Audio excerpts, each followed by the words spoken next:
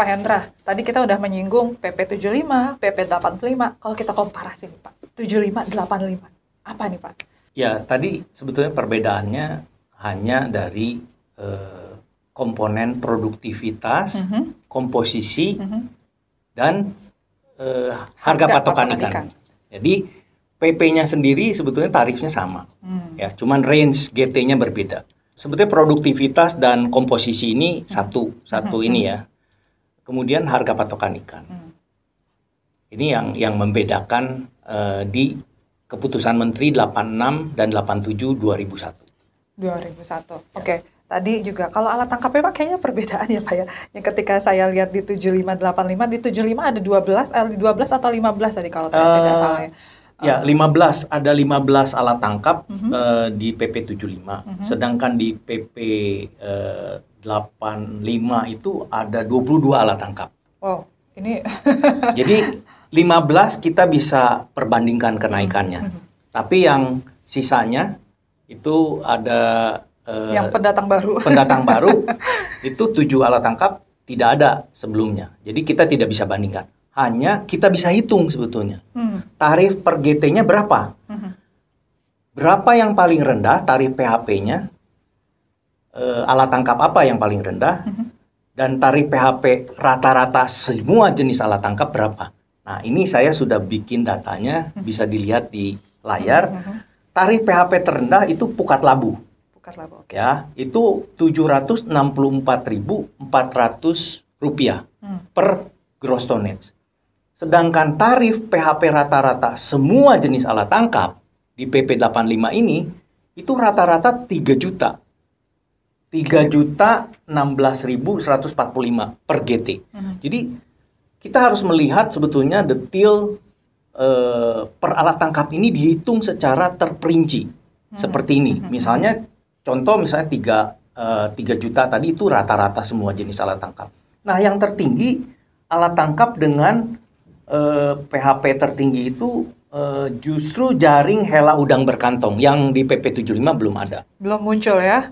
Dulu nggak boleh jaring hela yang nggak ada di PP 75. Nah, sekarang di PP 85 itu jaring hela udang berkantong per GT-nya itu 7,8 juta.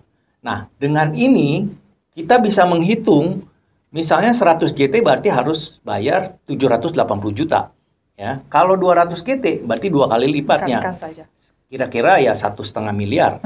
Ya, semakin besar tarifnya tambah besar lagi, tambah naik lagi kenaikannya, betul. Wah, itu yang harus diukur. Makanya tadi saya mikir-mikir nih, kalau saya nih nelayan, saya dari Jakarta nih, saya mau ke Tegal aja, saya sudah persiapkan juga tuh di Laut Tegal nih apa kira-kira indikasi yang bisa terjadi, yang tadi Bapak bilang simulasi ya. Terus hitungan tadi dengan alat tangkap yang bertambah perbedaan dari PP 75 dan juga 85. Ya. Tapi Pak terkait dengan itu Pak, kan ada target ya Pak ya? Target dari PNBP sendiri. Kalau target yang kemarin Pak, gimana Pak? Nah, sebetulnya kalau kita lihat dari perolehan PNBP, misalnya tahun lalu lah, tahun 2020 kan terakhir nih. 2020 tuh 600 miliar kira-kira. Ya, 600 miliar tahun 2020. Nah, kalau dilihat dari Rakernis Kementerian di Bandung Januari tahun ini, itu targetnya 12 triliun pedomannya. Ya, 12 triliun dari 16 miliar. Jadi kita lihat sebetulnya yang pedoman ini untuk pengelolaan perikanan ini kita mau berdasarkan target PNBP atau berdasarkan sebetulnya scientific based policy, acuan estimasi potensi stok ikannya. Stok ikan yang tadi sudah ada. Ini juga sebetulnya versus berlawanan. Karena kalau kita mencapai target 12 triliun, hitungan dari saat Rakernis, itu melonjaknya sangat luar biasa. Unit misalnya, total unit kapal aja jumlahnya tadinya hanya sekitar 34 ribuan ya, kapal. Baik izin pusat, izin provinsi maupun izin BPKP, Kabupaten Kota.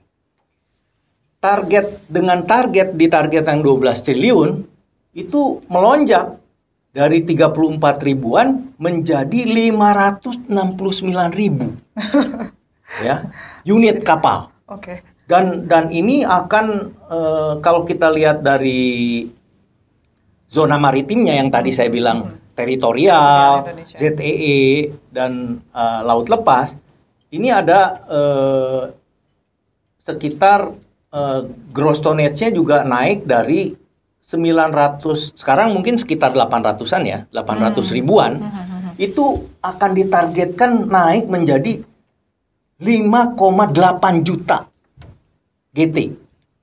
Jadi berapa kali lipat tuh? Wah, saya ini dari 800 ya mungkin sekitar 600% ya. 600 sekian persen. Iya, Betul, 600 sekian persen. Betul, Itu kalau yang betul. dari kita belajar target sebelumnya. Target nanti nih di 2024. 2024. Iya, ini Oke. yang 2024. Di 2024. Oke, Pak Hendra, untuk supaya kita bisa achievement klien kita menemukan goal seperti itu, kira-kira apa tuh Pak Hendra? Ya, intinya semuanya tergantung dari kebijakan. Kita jangan berpikir global, tapi aksinya lokal. Jadi maunya, ibaratnya kita mau cepat untuk mengisi ZEE dan laut lepas. Harusnya ibarat kita mengendarai mobil, kita harus injak pedal gas. Ini enggak, justru yang diinjak pedal rem.